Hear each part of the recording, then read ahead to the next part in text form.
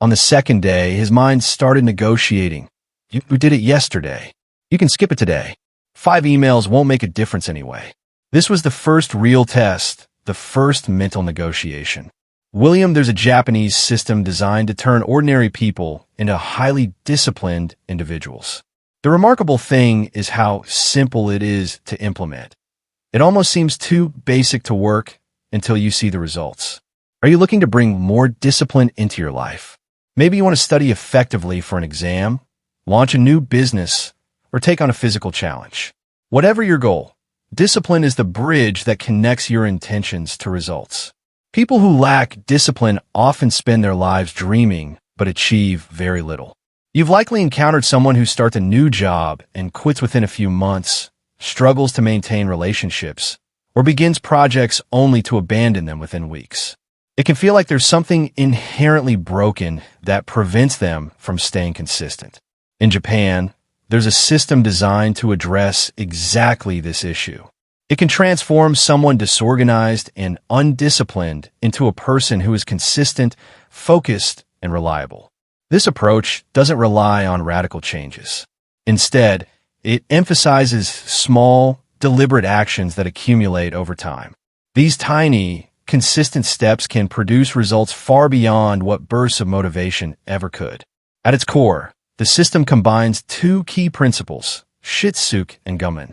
Together, they create a framework for sustained discipline and lasting personal growth. 2 concepts, when combined, can turn chronic inconsistency into lasting steadiness.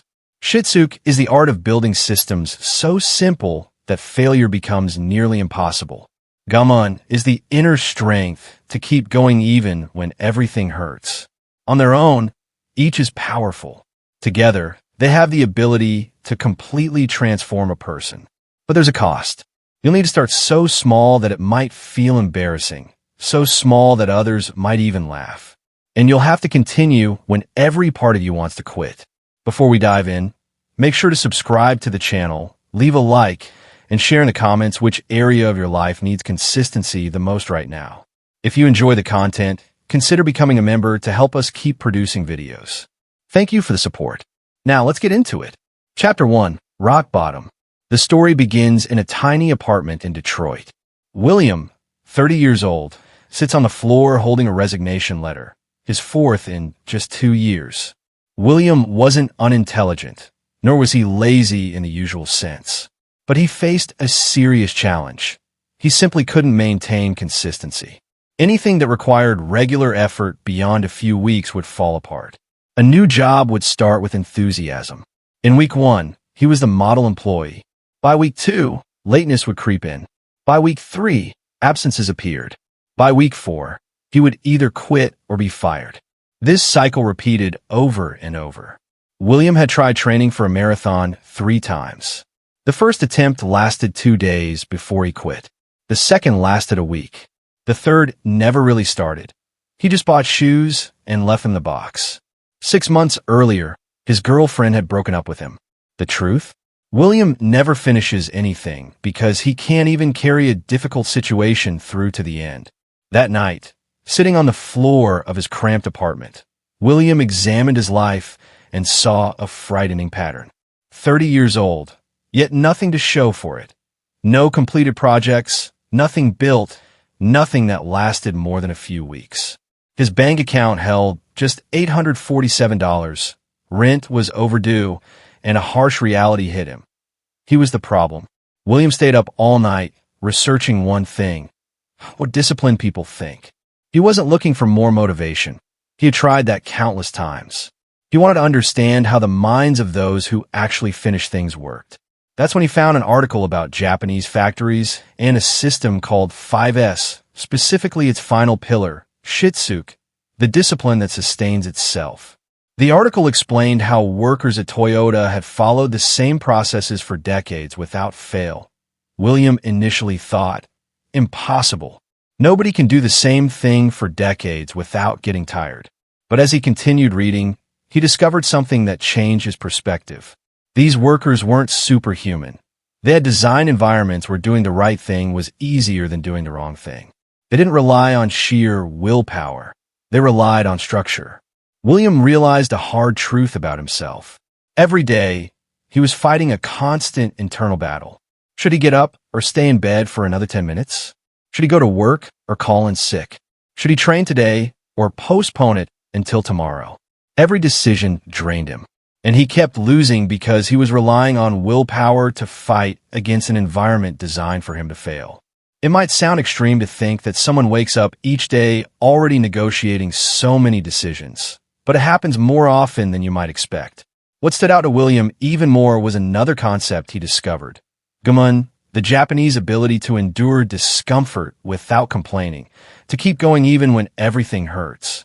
He read that in Japan, children are taught that discomfort is not an emergency, that you can feel pain but still move forward, that unpleasant feelings don't control you. William realized he had spent 30 years doing the exact opposite. Every minor discomfort had been an excuse to quit. Too cold? Skip training. Too tired? Skip work. Difficult conversation? Run away. That night, with only $847 in his account and no clear prospects, William made a decision. He would use this system to rebuild his life from scratch, but this time, differently.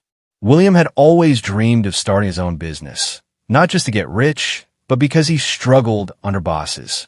He believed he could do better and was constantly in conflict. He had an entrepreneurial spirit trapped in an undisciplined body. Every time he imagined starting a company, his mind created an overwhelming movie. Office, employees, large investment, complicated business plans. And every time, he froze.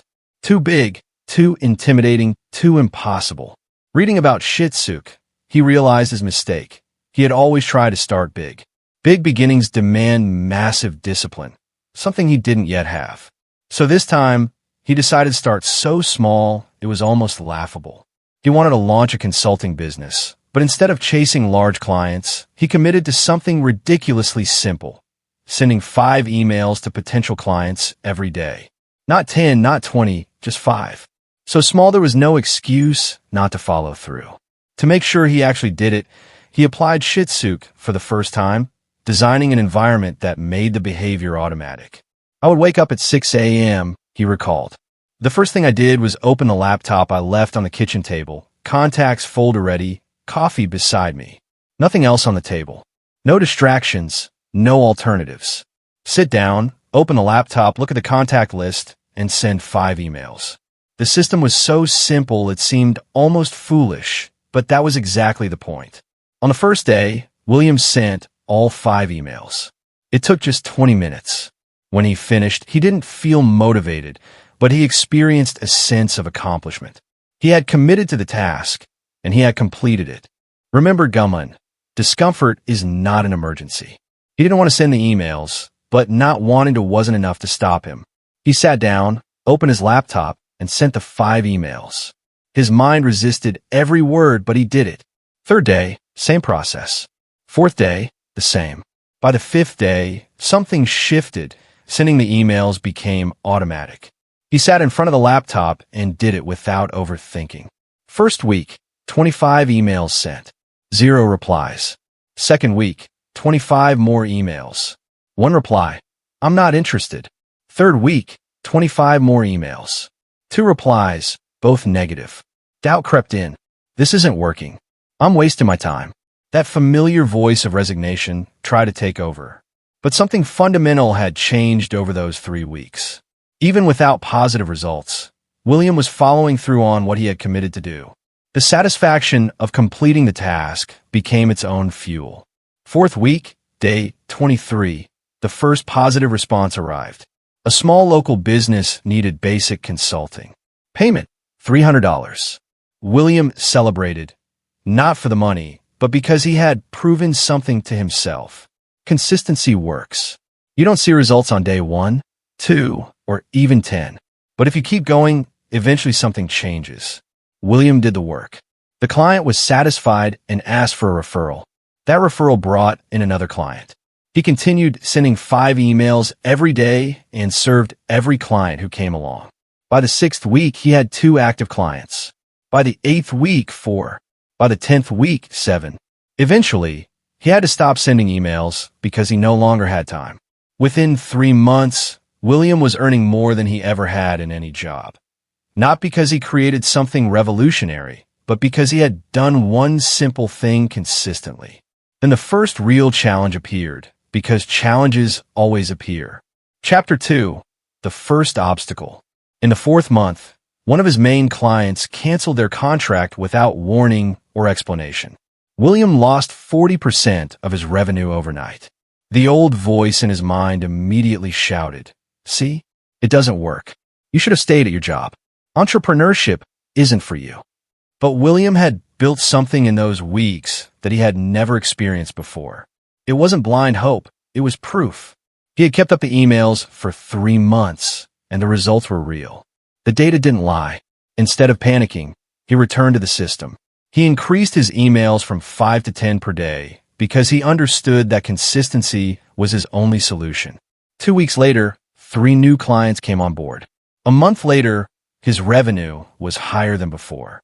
What once seemed like an insurmountable obstacle was simply a test. William learned a critical lesson. Obstacles never stop. Clients cancel. Projects fail. Numbers don't add up. But perseverance overcomes all. If you don't stop, you can get through it. Understand this. There will always be obstacles. Problems will always appear. The difference is that challenges change depending on the stage of life you're in, but they never truly disappear. The key is learning to handle them while maintaining consistency in your actions. Remember, everything is temporary, both the good and the bad. With his business stabilized, William turned to the second challenge in his life, his body. At 30 years old, he smoked, drank, and lived a completely sedentary lifestyle. Every attempt to change before ended the same way. He would start an extreme routine, 1-hour workouts, strict diets, quitting smoking all at once. It never lasted more than 3 or 4 days. Then he'd fall apart and give up completely. But now he had learned a critical lesson. Start small. Ridiculously small. William decided to run, not a marathon, not even 5 kilometers, just to run. His first goal, 400 meters every day for 30 days. Not even a full kilometer. Just 1 lap around the block. People thought it was laughable. 400 meters? My grandmother does more than that. Perfect. The more absurdly small the goal, the easier it was to maintain. And that's exactly what he needed. It might seem trivial to start this slowly, but 1 step forward is always better than none. It's better to run 400 meters a day than never to start all. On the first day, William laced up his shoes. His body felt heavy, his lungs weak. At 6:30 in the morning, he ran 400 meters. He returned home breathless, but he had done it. On the second day, his body ached. His legs protested. His mind protested. You already proved you can do it yesterday. Today you can rest. But William remembered Gaman. Discomfort isn't an emergency. He tied his shoes and ran the 400 meters. On the 3rd day, it rained. This was the true test. Rain had always been his favorite excuse to skip training.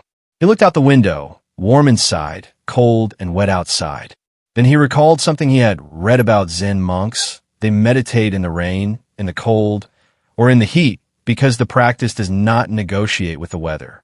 William put on a coat and ran 400 meters in the rain, wet and miserable. When he returned, he felt certain he was becoming a different person. First week, 7 consecutive days, 2,800 meters total. Nothing impressive, but William wasn't trying to impress anyone. Second week, 7 more days. His body began adapting. By the 3rd week, 400 meters no longer felt torturous, it felt normal. 4th week completed. 30 consecutive days of running 400 meters. William hadn't lost much weight and wasn't in shape yet, but he had kept a training commitment for an entire month. In the 2nd month, he increased the distance to 800 meters, still small, but double his starting goal. His body held up because it had adapted gradually. 3rd month, 1,200 meters. 4th month, 2 kilometers. By the 6th month, 5 kilometers. People began asking, "When are you going to run a marathon?" William replied, "Maybe never. I'm not running for a marathon. I'm running because that's what I do now." Sports science research supports this approach. The biggest predictor of long-term athletic success isn't intensity at the start. It's frequency in the first 90 days. People who train lightly but consistently are 6 times more likely to still be active a year later than those who start too hard. The secret is not to start like an athlete, but to start by respecting your own limits. 9 months after starting, William was running 10 kilometers 3 times a week. His business was thriving. He had moved out of his cramped apartment and rented a decent place. Most importantly, he had become a different person. His business grew because he sent emails every day. His running improved because he ran every day. His life changed because he eliminated gaps in consistency. Chapter 3. The Greatest Obstacle. In the 10th month, William received an offer to work on a large project. The pay was good, but it required a 3-week trip to another state. No gym, no routine, no familiar structure. This was the ultimate test. Everything he had built relied on a controlled environment. His apartment, his street, his daily routine. And now, all of that would be taken away. The older William would have refused the project, fearing it would break his sequence. Or he might have accepted it and used the trip as an excuse to stop everything. The new William approached it differently. He accepted the project and adapted the system. He couldn't run on his street? Fine. The hotel had a treadmill. Couldn't wake up at his usual time? Fine. He'd wake an hour earlier. Didn't have his laptop set up on the coffee table? Fine. He would work in the hotel room before doing anything else. William realized a crucial lesson. Shitsuke isn't about having the perfect environment. It's about adapting the system to work in any environment. The first week of travel was chaotic. Everything was different. Everything was harder. But he didn't stop. He ran on the treadmill every day and kept up with his emails. Even without his usual infrastructure, the systems continued. By the second week, things began to flow. By the third week, he realized he no longer needed a perfect environment. The system had become internalized. It was within him, not dependent on what was around him. When he returned home, William was no longer reliant on external triggers. He could take action anywhere, in any situation, because he had built discipline within himself. That's when he fully understood the difference between Shitsuke and Gaman. Shitsuke creates the external system that supports behavior. Gaman builds the internal system that keeps functioning when everything else falls apart. You start with Shitsuke. You set triggers, design the environment, and automate your actions. But while doing this, Gaman is forged quietly in the background. Every day you don't want to do it, but you do it anyway. Every morning your body resists, but you keep moving. This process builds something no external system can achieve on its own. A year after starting, William was earning more in a single month than he had in 6 months at his previous job. He had 10 regular clients and had run 800 kilometers that year. He maintained both systems without missing a single day for 365 days. Along the way, he developed a confidence grounded not in arrogance, but in evidence, the proof that he followed through. When he promised a client something, he delivered. When he scheduled a workout, he completed it. When he committed to a task, he saw it through. This reliability changed everything. People sought him out because he was trustworthy. And in a world of inconsistent people, trust is invaluable. As a result, William began receiving bigger offers, better projects, and more significant clients. Reputation spreads. A behavioral psychologist who has studied decision-making for 20 years explains, every choice you make consumes glucose in the brain. Highly productive people automate small decisions to preserve mental energy for the important ones. Discipline isn't about willpower, it's about eliminating unnecessary decisions. Chapter 4. The True Transformation. 18 months after starting, William was in a situation he never imagined. A stable business, a healthy body, a clear mind, and, most importantly, a person who doesn't break. When people asked him his secret, he would answer simply, I started so small that it was impossible to fail. If I had never stopped, 5 emails a day turned into a business. 400 meters a day eventually became 10 kilometers. William had grasped something most people never do. Greatness doesn't come from grand gestures. It comes from tiny actions repeated until they become unstoppable. William didn't become a billionaire. He didn't run ultramarathons. He didn't become famous. But he created something far more valuable, a life where he controls his own destiny, where he isn't dependent on a boss, and where he is no longer a prisoner of his own inconsistency. He also began attracting different people, those who were on the same path, who understood that real growth doesn't come from bursts of motivation, but from steady, persistent effort. He met other entrepreneurs who woke early, other runners who trained in any weather, people who operated at the same level. And he realized that when you change, your social circle changes automatically. People seeking quick, easy results drift away. People who respect the process come closer. William wasn't alone. He became selective, and that selectivity created an environment that fostered growth instead of draining it. 2 years after he started, he ran into his ex-girlfriend at a party. She said, "You've changed completely. You don't even seem like the same person." And she was right. He was no longer the William who gave up on everything, who avoided discomfort, and who broke every promise. That person was gone. The reason was simple. He didn't try to keep everything. He focused on 2 things, emails and running. And those 2 practices taught him how to maintain anything. Chapter 5, The Complete Philosophy. Here's what William learned about building unbreakable discipline. First, start so small it feels almost embarrassing. If the goal doesn't seem ridiculously easy, it's still too big. William started with 5 emails a day and a 400-meter run because that was sustainable for him at the time. Most people start too big and crash fast. 3 days of glory followed by months of shame. William had months of invisible progress that led to years of compounding results. Second, consistency beats intensity every day of the week. It's better to do a little each day than a lot once and nothing the rest of the week. William never had perfect workouts, but he completed 800 imperfect sessions, and those built something no perfect workout alone could create. Third, use systems to remove friction. Design your environment to make the right behavior automatic. Leave your laptop open in the contacts folder. Keep your running shoes next to your bed. Remove unnecessary decisions, because every choice consumes energy that should be reserved for execution. Fourth, when the system falters, Gaman takes over. There will be days you don't want to, days that hurt, days that feel impossible. On those days, you don't rely on the environment. You rely on what you've built within yourself. Gaman isn't about ignoring your body. It's about distinguishing between I don't want to and I can't. Not wanting to isn't enough to stop. Not being able is a reason to adapt. Did William run while sick? Yes, but he walked instead of ran. He kept the habit alive. Did he work while exhausted? Yes, but he sent 3 emails instead of 5. He didn't quit.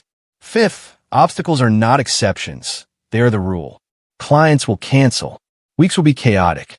Illness will strike. You will travel. Crises will appear. All of this is normal. Consistency isn't about performing perfectly when everything is easy. It's about showing up when everything is broken. William didn't have a perfect year. He had a year of constant problems solved through constant action. The difference between him and everyone else wasn't the absence of problems. It was his persistent presence despite them. Sixth, transformation is not linear. Progress may be invisible for days, months, or even years. You feel like nothing is happening, but the foundation is being built. William sent emails for 3 weeks without a single reply. It felt pointless, but he was building the habit. When the first response finally arrived, he already had the structure to act on it. He ran 400 meters a day for a month. He didn't lose weight or get in shape, but he built the system that eventually led him to 10 kilometers. The real progress isn't in the first few days. It's in days 100, 200, 300, when behavior becomes identity. Once the habit is established, you scale. Most people try to build a skyscraper without a foundation. William spent months building the foundation before adding the floors. And when he did add new challenges, the structure held because the foundation was solid. Eighth, never create gaps. A single day off may seem harmless, but gaps are portals, holes where your old self can sneak back in. William had bad days, sick days, impossible days, but he never had a 0 day. Even if he did only 10% of his normal work, he kept the flame alive. He understood that momentum is everything. Stopping completely takes enormous energy to restart, while doing a little and continuing requires minimal effort to scale up. Ninth, the beginning is always difficult. Always. There's no such thing as a comfortable start in anything worthwhile. First emails rejected, first runs painful, first months invisible, but that's no reason to quit. In fact, it's a sign you're on the right track. If it were easy, everyone would do it. The difficulty is precisely what makes it valuable. 10th, and most important, you're not just building habits. You are building a new identity. William didn't want to be someone who sends emails. He wanted to be an entrepreneur. He didn't want to be someone who runs. He wanted to be an athlete. You don't become these things by deciding to be them. You become them by acting like those people consistently until the actions define you. Each email was a vote for the entrepreneurial identity. Each run was a vote for the athlete identity. After hundreds of votes, the election was decided. He was no longer someone trying to be an entrepreneur. He was an entrepreneur focused on growth. This identity shift is permanent in a way motivation never is. Motivation comes and goes. Identity remains. Operating from identity removes the need for self-persuasion. You do it because that's who you are. When behaviors are repeated consistently for around 18 months, they integrate into your sense of self. Not performing the behavior creates cognitive dissonance. You feel as if you are betraying yourself. 3 years after starting, William was running a 6-figure business with a small team. He had completed 2 half marathons, not by pushing for extremes, but by simply continuing to run. Most importantly, he had become someone people relied on. When a job needed doing, they thought of William. His reputation for finishing opened doors that talent alone could not. He wasn't the most creative, fastest, or brightest, but he was the one who finished. And in a world full of people who start and don't finish, finishing is what wins. Looking back, William barely recognized the person he was 3 years ago. That broken man, sitting on the floor of his tiny apartment with $847 in his account, had been dying little by little with each email sent when he didn't want to, with each run completed when his body screamed to stop. Every small victory over himself was a microscopic farewell to his old self. Chapter 6, The Legacy. The most powerful part of William's story isn't his success. It's what he did with it. He began mentoring young people in the community, boys aged 18 and 19, without direction, discipline, or hope, taking them exactly where he had been. He didn't rely on motivational speeches. He didn't hand out inspiration. He gave them a challenge. Choose one thing, the smallest thing possible, and do it every day for 90 days. Then report back. Most didn't finish the 90 days. But those who did transformed completely because they discovered the same truth William had learned. You are not who you say you are. You are what you repeatedly do. One boy chose to do 10 push-ups every day. It seemed trivial, but within 6 months he was training seriously. Within a year, he had joined the army. Those 10 push-ups didn't drastically change his body, but they changed who he was. Another boy decided to read 5 pages every day. A year later, he had finished 12 books, something he had never done before. 5 pages seemed insignificant, but they became the bridge between who he was and who he could become. William realized something profound while mentoring these boys. The system wasn't just about productivity, it was about dignity. When you constantly break promises to yourself, you lose self-respect. You start seeing yourself as weak, unreliable, even to yourself. But when you follow through, even in the smallest actions, you rebuild that dignity. You look in the mirror and see someone trustworthy, and that changes how you move through the world. William watched boys arrive with their heads down, ashamed and defeated, and leave months later with their shoulders squared, not because they achieved extraordinary feats, but because they had proven to themselves that they could keep a promise. That proof, the deep knowledge that they were trustworthy, was worth more than any external accomplishment. William's story isn't really about business success. It isn't about running or racing. It's about something deeper, a man at rock bottom. No money, no direction, no discipline, just $847 and a genuine desperation to change. That man discovered a system that transforms chronic inconsistency into unbreakable constancy. Shitsuke and Gaman, not just abstract ideas, but practical tools applied every day. Shitsuke taught him to create systems so simple that failure was nearly impossible. Gaman taught him to persevere when the system wasn't enough. The combination created something no motivation alone can: permanence. William didn't become perfect. He had bad days, flaws, and moments of weakness. But he never left gaps. And in the absence of gaps, in the presence of persistent, irritating constancy, his life changed completely. What you need to understand is that this isn't an exception, it's a pattern. This system works for anyone willing to start so small it feels almost silly, and continue so consistently it feels obsessive. You don't need to be special. You need to be consistent. You don't need to start big. You need to start small. You don't need to be perfect. You need to never reset. The question isn't whether you have enough talent. It's whether you have enough consistency. And consistency isn't something you're born with. It's something you build. One drop at a time, one day at a time, brick by brick. Consistency isn't the fastest path, but it's the only path that truly works. If you've made it this far, thank you for sticking with it. That already sets you apart. Most people give up halfway. You made it to the end, and that says something about who you are. Be present. Walk with purpose. Follow the path. Until the next video.